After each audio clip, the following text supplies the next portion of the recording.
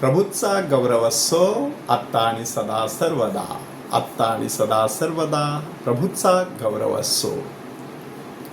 जेवी देवाच्या परमात्म्या ए आम्हावरे. जेवी देवाच्या परमात्म्या ये आम्हावरे. होय, पवित्र आत्म्याला आपल्या जीवनामध्ये आमंत्रण देण्याचे हे दिवस. काल आपण जुन्या करारातील पवित्र आत्मा ह्यावरती चिंतन केलं. आज आपण नव्या करारातील पवित्र आत्म्यावरती चिंतन करणार आहोत. त्यातील पहिली व्यक्ती आहे पवित्र मरिया. पवित्र मरियेने देवदूताला विचारलं की हे कसं शक्य होईल, आणि त्यावेळेला देवदूताने काय सांगितलं, पवित्र आत्मा तुझ्यावर येईल आणि परात्पराचं सामर्थ्य तुझ्यावरती छाया करील. तो पवित्र आत्म्याचा नव्या करारातील पहिला उल्लेख जणू काही करण्यात आलेला आहे. पुढे जेव्हा योसेफाला शंका येते त्याही वेळेला देवदूत त्याला स्वप्नात दर्शन देऊन सांगतो, तिच्या पोटी जो गर्भ आहे तो पवित्र आत्म्याच्या योगे झालेला आहे. म्हणजे अशा प्रकारे पवित्र आत्मा पवित्र मरियेच्या जीवनामध्ये कार्यरत आहे.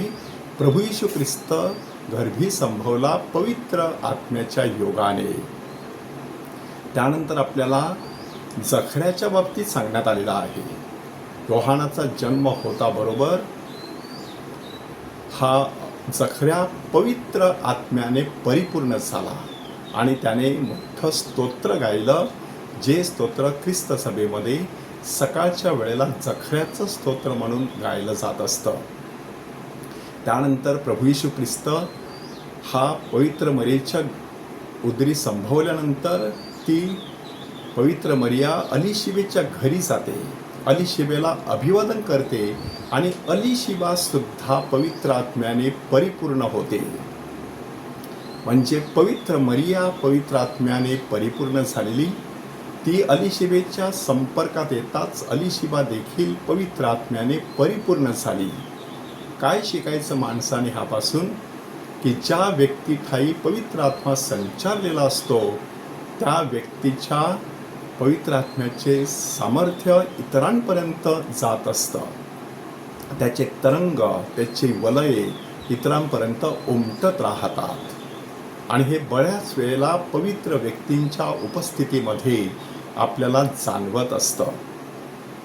त्यानंतर आपण पाहतो की शिमोन संदेष्ट्याला पवित्र आत्म्याने मंदिरात आणलं आणि त्यानंतर त्याने पवित्र मरियेविषयी, येशू बाळाविषयी संदेश दिला आणि जे स्तोत्र गायलं ते रात्रीच्या वेळेला आपण गात असतो.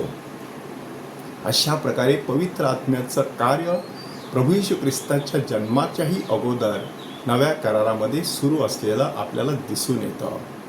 त्यानंतर प्रभू येशू ख्रिस्ताच्या बाप्तिस्म्याच्या वेळेला कबुतराच्या रूपाने पवित्र आत्मा येशूवरती उतरलेला आपल्याला दिसून येतो.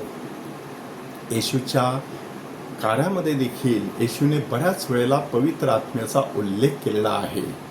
इतकंच नाही तर जो कोणी पवित्र आत्म्याविरुद्ध दुर्भाषण करील त्याच्या पापांची क्षमा होणार नाही, एवढा कडक इशारा प्रभू येशू ख्रिस्ताने दिलेला आहे.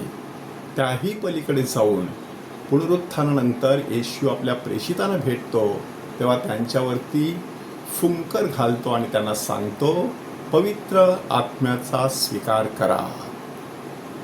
त्याही नंतर पेंटेकॉस्टच्या दिवशी पवित्र आत्मा प्रेषितांवरती उतरतो. परराष्ट्रीयांवर देखील पवित्र आत्मा उतरत असलेला ह्या दिवसातील वाचनांमधून आपल्या लक्षात आलं असेल. संत पौलचं परिवर्तन झाल्यानंतर त्याने पवित्र आत्म्याच्या प्रेरणेने एकूण 13 पत्रे लिहिली आणि नव्या करारातील अर्ध अधिक लिखाण संत पौलाविषयी देण्यात आलेलं आहे. हे देखील पवित्र आत्म्याचं कार्य आहे. नव्या करारातील हे सगळं पवित्र आत्म्याचं कार्य पाहत असताना आपण आता स्वतःला प्रश्न विचारायचा आहे की नव्या करारामध्ये ख्रिस्ताच्या जीवनात, मरियेच्या जीवनात, योसेफाच्या जीवनात, जखऱ्याच्या जीवनात, शिमोन संदेष्ट्याच्या जीवनात, प्रेषितांच्या जीवनात पवित्र आत्मा एवढ्या मोठ्या प्रमाणामध्ये कार्यरत होता.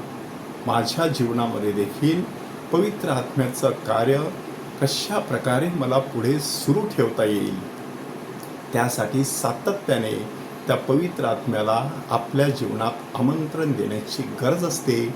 ह्या दिवसामध्ये आपला मंत्र असू द्या, ए पवित्र आत्म्या ए, ए पवित्र आत्म्या ए, ए पवित्र आत्म्या ए. प्रभूचा गौरव असो आत्ता आणि सदा सर्वदा, आत्ता आणि सदा सर्वदा प्रभूचा गौरव असो.